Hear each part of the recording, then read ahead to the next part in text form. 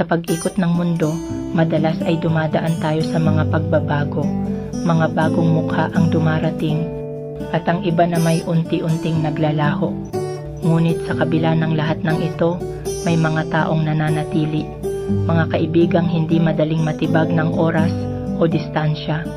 Sila ang mga kasama sa bawat tagumpay at kabiguan, sa mga tahimik na sandali ng ligaya at kalungkutan.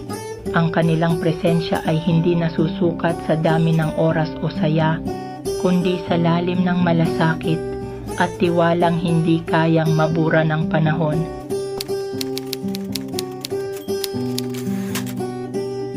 Sa bawat hakbang ng buhay, sa bawat paghinga, may mga taong dumarating, may mga umaalis na.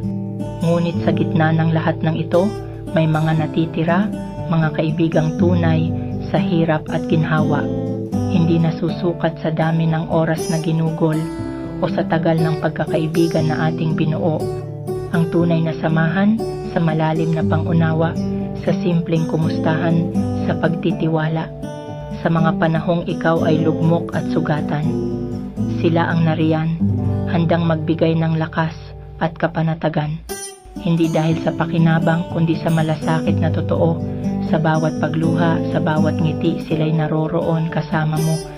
Sa gitna ng tagumpay at kasiyahan, madaling makahanap ng mga kasama, ng mga kaibigan. Ngunit sa oras ng kabiguan at kalungkutan, doon mo makikilala ang tunay na nagmamahal. Hindi sa panlabas na tagumpay o pang-araw-araw na usapan, kundi sa mga taong nariyan sa bawat pagsubok at laban. Sa kanilang mga mata, makikita mo ang malasakit. Sa kanilang mga yakap, mararamdaman mo ang init.